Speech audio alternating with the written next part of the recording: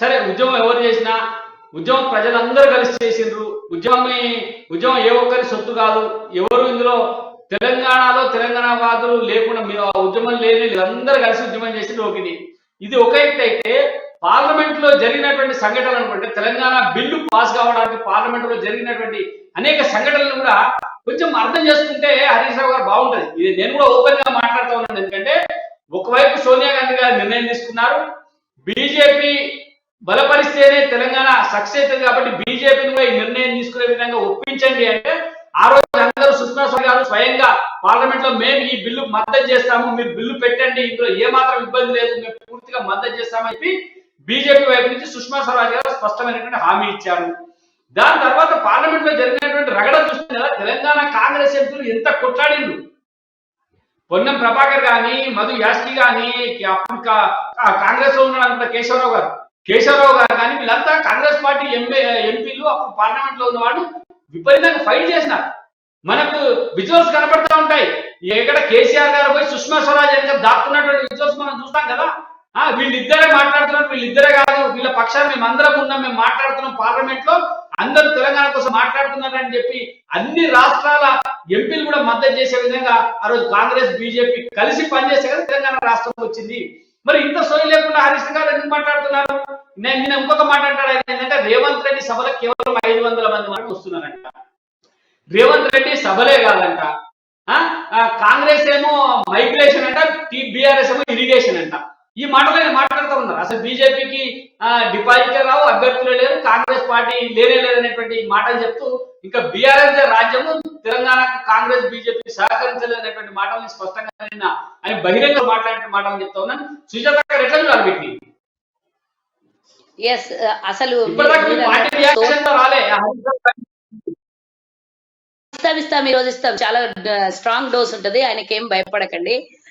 అసలు first of all ఇందాక సోదరులు చెప్పినట్టు తెలంగాణ ఉద్యమం చేసినామని మీరు చెప్పుకుంటారు. ఎంతమంది ఉన్నారు మీ ఉద్యమంలో? కేసీఆర్ కి సంబంధించిన వాళ్ళు, కేసీఆర్ కుటుంబంలో కవిత ఉన్నదా అలా, లేకపోతే సొంతం కొడుకు తెలంగాణ ఉద్యమంలో పాల్గొన్నాడా? చెప్పాల్సినటువంటి అవసరం. అమెరికాలో కూర్చొని తెలంగాణ వచ్చే సమయానికి తెలంగాణకు వచ్చి ఎమ్మెల్యే పదవిని తీసుకున్నటువంటి ఈరోజు కేటీఆర్ ఉద్యోగంలో కొట్లాడినటువంటి విషయాలు ఆయన పెద్దగా చూపియండి. అంతెందుకండి, పెట్రోల్ పోసుకొని అగ్గిపెట్ట లేదు అన్నాడు. ఒకవేళ అగ్గిపెట్ట దొరికినట్టే హరీష్ రావు పరిస్థితి ఏముంటుండే ఈ రోజు?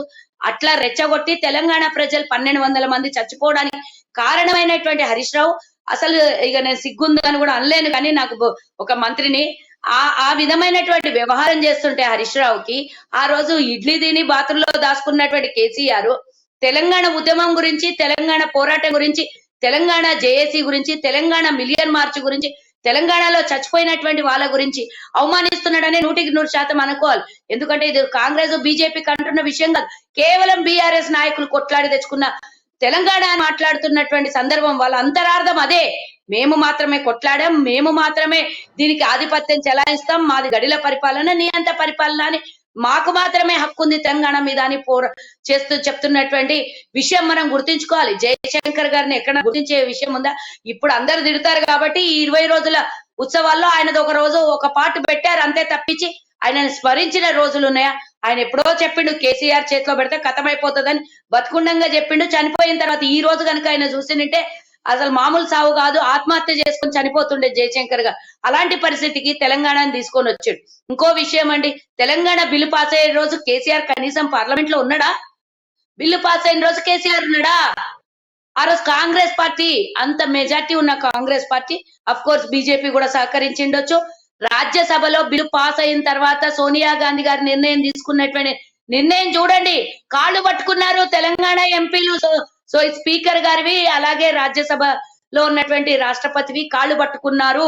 ఆనాడు మాకు తెలంగాణ కావాల్సిందని మీరు అన్నట్టుగానే ఆ రోజు పొన్నం ప్రభాకర్ గారు కానివ్వండి, తెలంగాణ మంత్రి అయినటువంటి కోమటిరెడ్డి వెంకటరెడ్డి గారు కానీ మంత్రి పదవిని వదిలిండ్రు తెలంగాణ ఉద్యమం కోసం, తెలంగాణ కోసం.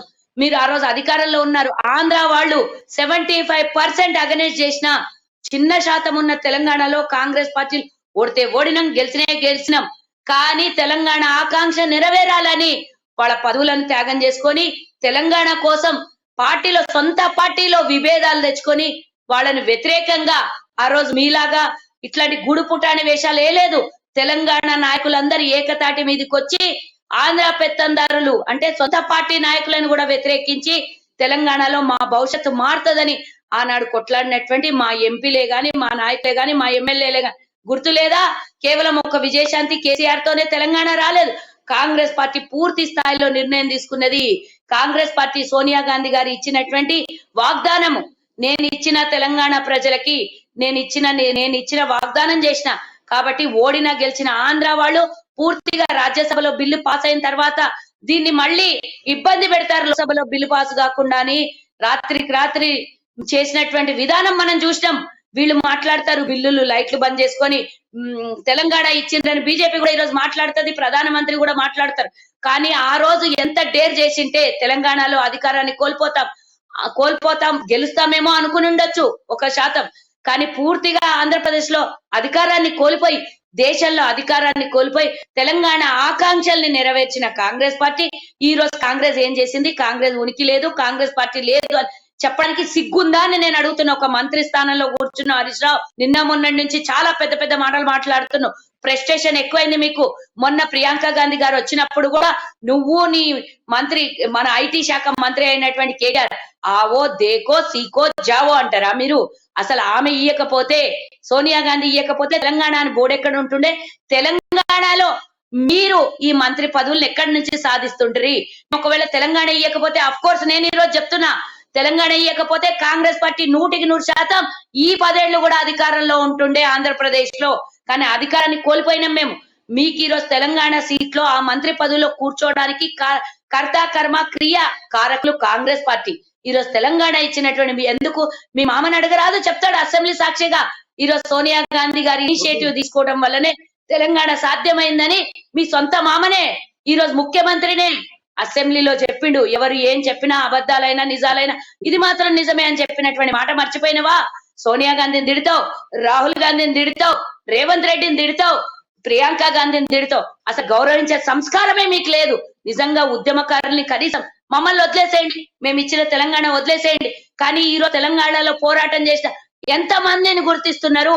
1400 మందికి పై చిలుకుగా చనిపోయినటువంటి కుటుంబాలకు ఈరోజు 200 కోట్లు ఖర్చు పెడుతున్నావు కదా కేసీఆర్. నేనంట 200 కోట్లు అమరవీరుల కుటుంబానికి ఖర్చు పెట్టాలి. వాళ్ళ ఇంట్లో ఒక ఉద్యోగం ఇయ్యాలి. వాళ్ళకు నిజంగానే ఈరోజు చనిపోయినటువంటి కుటుంబాలకు అమరవీరులుగా గుర్తించి సర్టిఫైడ్ చేయాలి. కానీ ఎక్కడయ్యా కేసీఆర్, హరీష్ రావు ఇంతవరకు తెలంగాణలో చనిపోయిన కుటుంబాలని ఆదుకున్నారా మీరు?